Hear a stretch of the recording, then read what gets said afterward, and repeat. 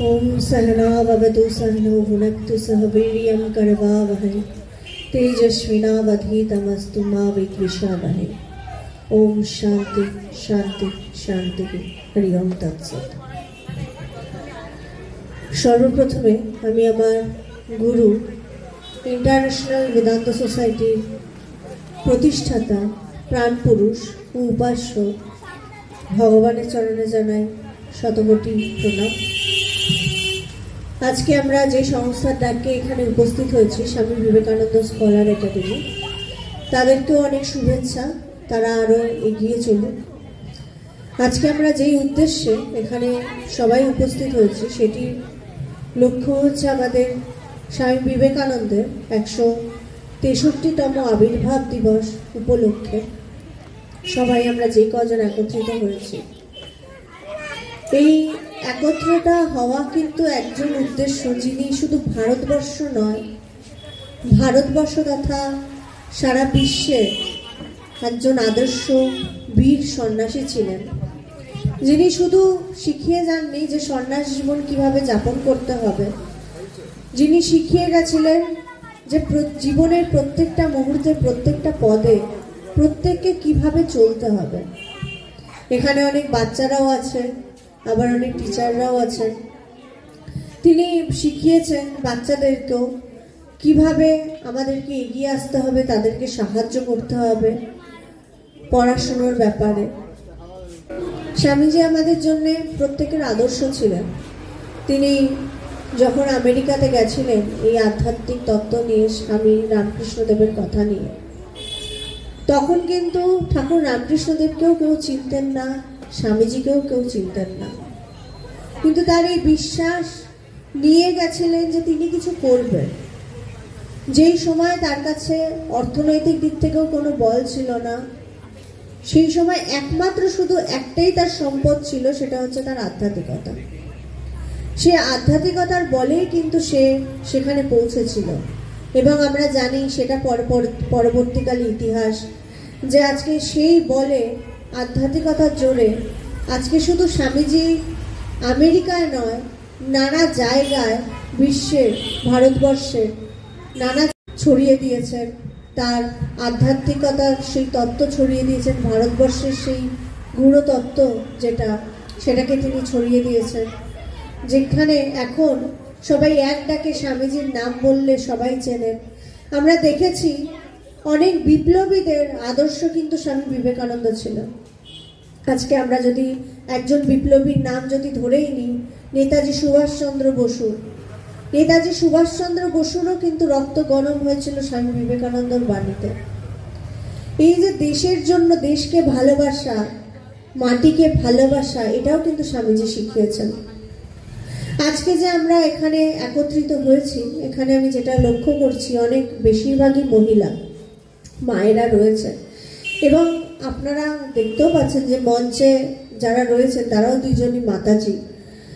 তো স্বামীজি মহিলাদের জন্যও কিন্তু প্রচণ্ড ভাবতেন। স্বামীজি যেই সময় জন্মেছিলেন সেই সময় মহিলারা কিন্তু ঘরের মধ্যে লুকিয়ে থাকতেন, তারা বেরোতেন না। কিন্তু স্বামীজি চেয়েছিলেন যদি সমাজকে সুন্দর হতে হয়, সমাজকে যদি এগোতে হয়, তাহলে শুধুমাত্র পুরুষরা এগোলে হবে না, মহিলাদেরকেও পাশাপাশি এগোতে হবে। তো যেটা স্বামীজি আমাদেরকে সবসময় বলতেন, সবসময় শিখিয়েছেন, সংসার মানে যেটা ঠাকুর বলছেন, ঠাকুর রামকৃষ্ণদেব, আহার আর নিদ্রা, সন্তান উৎপাদন, এটার মধ্যে দিয়ে শুধু চলে যাবে জীবনটা, তা নয়, কিন্তু আরো উচ্চ ভাবনার সাথে আমাদেরকে জড়াতে হবে।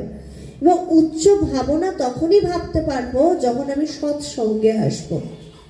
তাই জন্য সৎসঙ্গটা খুব জরুরি, যারা উচ্চ চিন্তা করতে পারে। কারণ আমরা চারিদিকে যেটা দেখি সেটা হচ্ছে সবাই কিন্তু বেশিরভাগ হতাশায় রয়েছে, এবং চারিদিকে এখন বেশিরভাগ ঘরে ঘরে দেখা যায় কিছু একটা রোগ আছে, সেটা হচ্ছে ডিপ্রেশন। সুগার, প্রেশার তো আছে, তার সাথে সাথে বাচ্চা বলুন, বড় বলুন, ডিপ্রেশন কিছু হচ্ছে, ডিপ্রেশনে ভুগছি। কেন? এটার একটাই কারণ হচ্ছে, যেহেতু আমি আমার মাটির সাথে জুড়ে নেই। তাই জন্য মাটির সাথে যদি জুড়ে থাকি, আমাকে ডিপ্রেশনে ছুতেই পারবে না। এই মাটি কি? দেশের জন্য কিছু করা, নিজের জন্য কিছু ভাবনা চিন্তা করা। এই নিজের জন্য ভাবনা আমরা নিজের জন্য ভাবতে ভুলে গেছি। নিজের জন্য আমরা কেমন ভাবি? আমরা দিনকে দিন স্বার্থপর হয়ে উঠছি। নিজের জন্য ভাবা মানে নিজের মনের কথা ভাবা, নিজেকে মানসিকভাবে সবল করা, নিজের শুধু এইটুকু নিয়ে না আমারটুকু হলো ব্যাস হয়ে গেল। বিশেষ করে বেশিরভাগ সময় যখন বাচ্চারা ছোট থাকে, মায়েরা দেখবেন বাড়ি থেকে শেখায় যে তোমাকে যে টিফিনটা দিলাম, তোমার যে পেন্সিলটা আছে তুমি কিন্তু হারাবে না, ওই টিফিনটা কিন্তু শুধু তুমিই খাবে। বাচ্চারা কখনো কখনো শেয়ার করে ফেলে বা ভালো জিনিসটা হয়তো তার বন্ধুকে দিয়ে দেয়, তখন কিন্তু মা বাবাই বলে দেয় এটা কেন তুমি দিলে বা এটা কেন করলে। তো বলছে, তাই জন্য বলছে প্রত্যেকটা বাড়িতে বাচ্চাকে সুন্দর করার আগে, বাচ্চাকে সুন্দর হওয়ার আগে সবার আগে সুন্দর হতে হবে কিন্তু আমাদের যারা বাড়িতে আমরা পরিচালনা করছি, মা বাবা, তাদেরকে। কারণ মা বাবা যদি সুন্দর না হয় বাড়ির, তাহলে কিন্তু তারা সেই শিক্ষাটা ঠিক মতো দিতে পারবেন না। ভগবান খুব সুন্দরভাবে বলতেন, আমার গুরুদেব, যে একটা খুব উদাহরণ দিয়ে বলতেন যে বাড়িতে বাবা স্নান করতে গেছেন, বাড়ি থেকেও এসেছে, হয়তো অনেক ধার ধানা করে রেখেছেন, তো বাচ্চা বাড়িতে রয়েছে, বাচ্চা বাড়িতে এলো হয়তো পাওনাদার টাকা পয়সা নিতে, তার কাছে হয়তো টাকা নেই।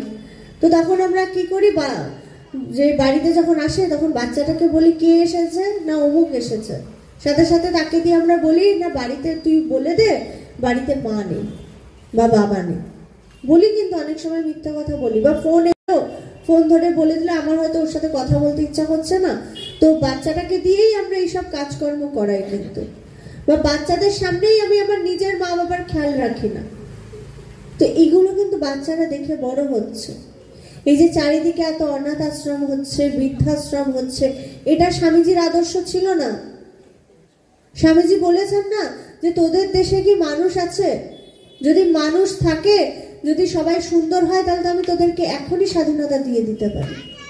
তো সত্য হচ্ছে এখনো অবধি কিন্তু আমাদের দেশে মানুষ নেই, যার জন্য আমরা দেখছি দিনকে দিন কিন্তু বৃদ্ধাশ্রম, অনাথ আশ্রম বেড়ে চলেছে। তো আমাদেরকে সবার আগে মানুষ হয়ে উঠতে হবে, সুন্দর হয়ে উঠতে হবে। কজন সুন্দর হলাম, আমার পাশের বাড়ির জন সুন্দর হলো কিনা, আমার বান্ধবী সুন্দর হলো কিনা, বন্ধু সুন্দর হলো কিনা, এগুলো দেখার বিষয় না। দেখার বিষয় হচ্ছে আমি নিজে সুন্দর হলাম কিনা, আমি নিজে কতটুকু ভালো কাজ করছি, সেটা হচ্ছে আসল। আমার নিজেকে ঠিক করাটাই হচ্ছে আসল কাজ। এই যে এই শিক্ষাগুলো কিন্তু সবার আগে আমাদের নিজেদেরকে নিতে হবে, নিজেদেরকে একটু একটু করে নিজেদেরকে বই পড়তে হবে। মানে আমরা বেশিরভাগ আজকাল কি করি, বাচ্চাদেরকে বলে দিই তুই পড়, বলে আমরা নিজেরা মোবাইল ঘাঁটতে শুরু করে দিই। বলছে সেটা করলে হলো না, বাচ্চারা যখন পড়ছে তার সাথে সাথে নিজেদেরকেও দেখাতে হবে। বলছে না শেখে, শেখে কিভাবে? তুমি করবে তখনই শিখবে। তুমি দেখাও যে তুমি কতটা মা বাবাকে ভালোবাসো, সেই হিসেবে কিন্তু বাচ্চাটা কিন্তু ছোটবেলা থেকে দেখে দেখে বড় হবে। তখনই কিন্তু এই বাচ্চাটা তোমাকে দেখবে। তুমি ভেবো না তার জন্য কোটি কোটি টাকা ঢেলে ভালো স্কুলে পড়াচ্ছ, নিজের মা বাবাকে বৃদ্ধাশ্রমে রেখে বা নিজের মা বাবার প্রতি অত্যাচার করে না দেখে তুমি ভেবো না ও ভবিষ্যতে বিরাট বড় ইঞ্জিনিয়ার হয়ে বা ডাক্তার হয়ে তোমাকে দেখবে। এটা হতেই পারে না, সে দেখবে না, কারণ সে দেখছে যে তুমি দেখোনি। তো তাই জন্যে সবার আগে আমাদেরকে নিজেদেরকে ঠিক ঠিক মানুষ হয়ে উঠতে হবে, সুন্দর হতে হবে।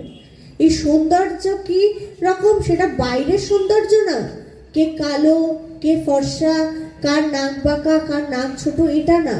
সৌন্দর্য হচ্ছে ভেতরে, ভেতরটা সুন্দর আছে কিনা। এই ভেতরটা যে যত আমরা সুন্দর করতে পারবো, আমার আচার আচরণে কিন্তু প্রকাশ পেয়ে যাবে, আমার ব্যবহারে প্রকাশ পাবে। মা খুব সুন্দর কথা বলছেন সারদা মা, কালকেই আমি পড়ছিলাম একটা জায়গায়, আচ্ছা স্বামীজিরও কথা আছে এরকমই, যে সারদা মা খুব সুন্দর বলছে যে কর্ম করো, চুপ করে বসে থেকো না। বলছে চুপ করে বসে থাকাটাও কিন্তু তোমার বলছে না, খালি মন শয়তানের বাস। কর্ম করতে থাকো, কিছু না কিছু কর্ম করো। সাধারণত আমরা কিরকম করি, আমরা সকালবেলায় ঘুম থেকে উঠে একটু জপ ধ্যান করে নিলাম। মা একজনকে উদ্দেশ্য করে বলছে, যে যিনি মায়ের সাথে সাথেই সবসময় থাকতেন।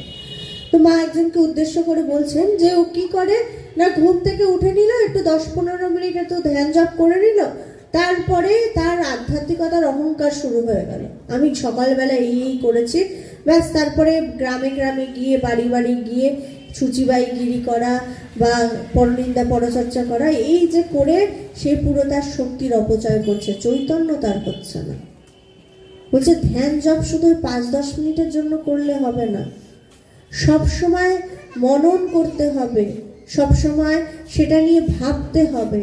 ধ্যান জপ 10-15 মিনিটের জন্য করলাম, কিন্তু করবার পরে প্রত্যেকটা দিন, প্রত্যেকটা সময়, শুধু সারদা মা বলছেন না, স্বামীজিও বলছেন, চিন্তা ভাবনা করা, বসা, রাত্রেবেলায় ঘুমোতে যাওয়ার আগে একটু বসা, আজকে আমি কি কি ভালো কাজ করলাম, কি কি খারাপ কাজ করলাম।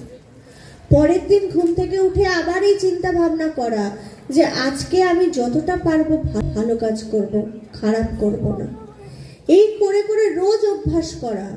এই রোজ অভ্যাস করতে করতে আমরা কিন্তু দেখব আমাদের খারাপ কর্মগুলো অনেকটা কমে এসেছে।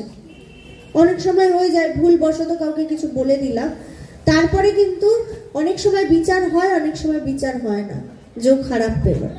যদি বিচার হচ্ছে না যে খারাপ পেল, তাহলে বুঝতে হবে কিন্তু আমি ওটা এখনো বুঝতে পারিনি, আমাকে সাধনা করে যেতে হবে। যদি বিচার এসে গেল যে আমি ওকে খারাপ কষ্ট দিয়ে ফেললাম, তারপরেই ওটাকে সুন্দর করার চেষ্টা করছি, তাহলেই বুঝতে হবে আমি ঠিক ঠিক আদর্শের পথে চলছি। খারাপ হবে না এটা হতেই পারে না, ভুল আমরা করব না এটা হতেই পারে না। যদি ভুল না করি তাহলে কিন্তু শিখতেও পারবো না। এই জীবনে প্রত্যেকটা মুহূর্তে আমরা ভুল করব, কিন্তু আমাদের উদ্দেশ্য যেন এটা থাকে, যেমন ভাবে প্রতিদিন সূর্য কিন্তু অস্ত যায়, আবার সূর্য উদিত হয়, বলছে ঠিক তেমন ভাবে আমাদের জীবনেও নানা কিছু ভুল হবে, নানা কিছু সমস্যা আসবে, কিন্তু আমাদের মধ্যে যেন সেই দৃঢ় বিশ্বাস থাকে আমাকে আবার উঠে দাঁড়াতে হবে। উঠে দাঁড়ানোর চিন্তা ভাবনাই কিন্তু স্বামীজি দিচ্ছেন, ঠাকুর দিচ্ছেন, মা দিচ্ছেন, আমার গুরুদেব দিচ্ছেন। আমার গুরুদেব সবসময় বলতেন লড়াই করো, লড়াই করতে থাকো এবং জিত তোমার হবে। এবং জিত কিভাবে আসবে, জিতবো কিভাবে না, আমার নিজের আধ্যাত্মিকতা দিয়ে।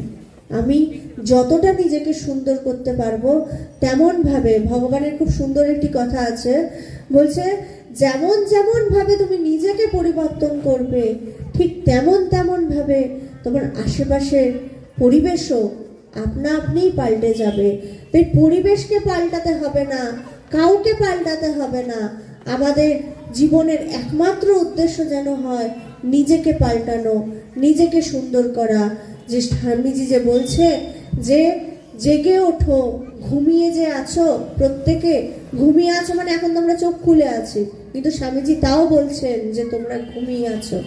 তা আমরা যেন জেগে উঠি, আমরা যেন ঠিক ঠিক মানুষ হয়ে উঠি, এই প্রার্থনা আমি আমার গুরুর চরণে, স্বামীজির চরণে রেখে বক্তব্য এখানে শেষ করছি। জয় ভগবান। সবাই ভালো থাকবেন, সুস্থ থাকবেন আর স্বামীজিকে নিয়ে থাকবেন।